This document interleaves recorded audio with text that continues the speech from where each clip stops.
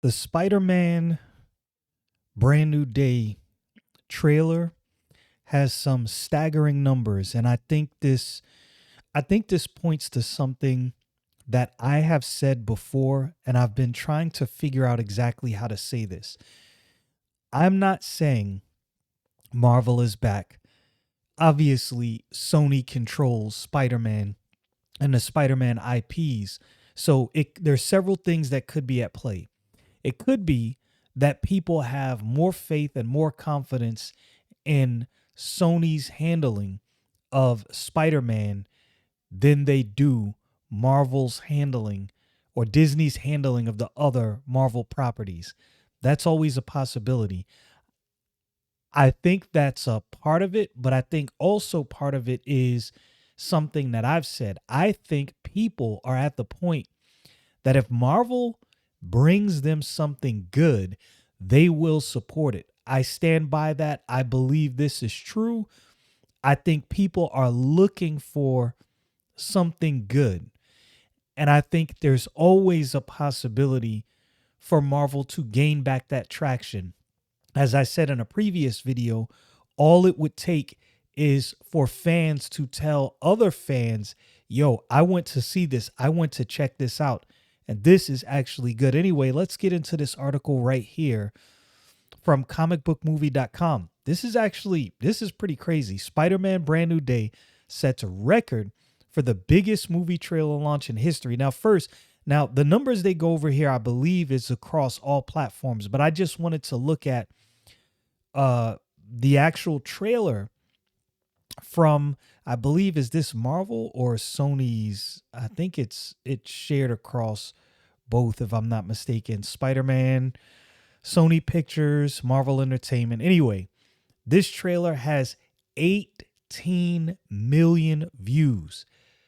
This is what that says to me. There is excitement building around this Spider-Man Brand New Day. This is something that people really do want to see. Okay, so Spider-Man Brand New Day just set a brand new trailer record, and the numbers will blow your mind. As we first reported a little earlier today, now mind you, this article is from yesterday. So this article is from yesterday, and if I had to guess, I would say that these numbers are probably well past this by now. The movie has webbed up the biggest trailer launch of all time in 24 hours with a staggering 718 million views. Now, I was like, this is crazy. So what was the movie that held the record before that? Well, they deal with this. Sony Pictures shared the figures, citing a market research firm, Wave Metrics. In a mere 8 hours, Spider-Man Brand New Day topped the previous record set by Deadpool Wolverine with 364 million views during its first 24 hours online. Spider-Man broke that in 8 hours. And this is what I think this means personally. I'm looking forward to this movie. I've even said I think this has the potential to be a huge blockbuster, billion-dollar plus movie. Now, maybe it's not a billion-dollar movie. And look, I will say this. If a movie doesn't make $1 billion, in my humble opinion, that doesn't mean the movie is a failure. Now, obviously, if a movie spent $500, $600 million in production costs and advertising and doesn't at least make $1 billion, yeah, that's a problem. I don't remember how much was spent on this movie exactly. I would imagine it was quite a bit. And this is why I say Avengers Doomsday, man, they're really in the position where they cannot miss. If they miss, oh boy, that is a problem. 100 million of those people tuned into the Super Bowl, making the latest Spider-Man movies record even more impressive. Spider-Man Brand New Day also topped Spider-Man No Way Home's 355 million views during uh, during its first 24 hours online and went on to become Sony's highest grossing movie ever with 1.9 billion at the worldwide box office. Now, what does this tell me? This kind of tells me that the same people that spent all of that money going to the box office to see Spider-Man uh No Way Home, I think the same group of people are gonna go out to see Spider-Man Brand New Day. Now this is where I say you can if you do something even halfway decent, these big recognizable heroes, people will support it. When you have, I would say the most recognizable heroes, I would say, are Spider-Man, Batman, and Superman. Any one of those movies done well, at least keeping to the comic books in such a way that the fans are pleased. Because this is what I always say. This is where a lot of these comic book companies really need to learn a valuable lesson. What you are trying to do is please comic book fans while not sticking so strictly to a comic book script that you put things in that don't translate well to cinema. There's a tightrope that you got to walk on.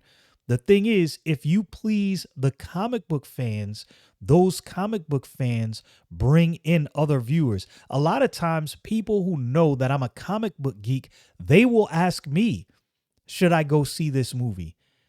This is the thing that a lot of these companies, I don't think in the past have accounted for. Maybe they are now. And maybe this is something Sony never lost sight of, which is why these last few Spider-Man movies have done well. Even though Disney Marvel has creative input, obviously, since this is all connected. But I think Sony has really held their ground in making sure their movies are enjoyable to a broad audience and that they don't depart too much from the comic book. Obviously, it's not going to be a one-for-one translation, but I think you get what I'm saying. For comparison, The Wall Crawler has even blown Avengers Doomsday out of the water. That movie's 4 teasers topped a combined 1 billion views. But that was cumulative over time, not just 24 hours. That's what makes this crazy. That tells me that people are more excited about Spider-Man. Why? What's the psychology behind this? Well, Spider-Man has been done well over so many movies, and Sony has retained fan capital with what they've done with Into the Spider-Verse and these Spider-Man movies. People have seen consistent quality from Sony in that regard. So this is a quote right here from Tom Holland. It really feels like we aren't making it really feels like we aren't making the 4th movie. We're making the first movie in the chapter. That's actually a good way to put it. This is a rebirth. This is something completely new. The new suit is really designed in a completely different way from the previous iterations.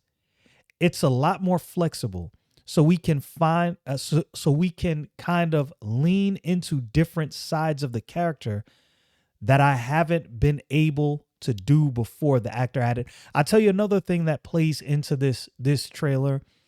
And one of my friends, I probably don't have the post, as you guys know, I'm from Brooklyn, and it's another, fellow Brooklynite. He posted Spider-Man, broke, depressed, alone in the city. Man, this is a real New Yorker story. There's something to that, not just for New Yorkers, obviously. I think people have wanted to see a more mature Spider-Man dealing with real life issues, and I think that's what you're getting here. You're getting a more mature Spider-Man dealing with real life issues, and I think people like it. Following the record-breaking success of Spider-Man No Way Home, Spider-Man Brand New Day begins a brand new chapter for Peter Parker and Spider-Man. 4 years have passed since the events of No Way Home, and Peter is now an adult and living alone after erasing himself and the memories of him from those he loves. In a New York that no longer knows his name, he has devoted himself wholeheartedly to protecting his city as Spider-Man full time. But as the demands of him grow, he is put under increasing pressure. This triggers an unexpected physical change that threatens his existence, while a strange wave of crime emerges and gives rise to one of the most dangerous threats he's ever faced.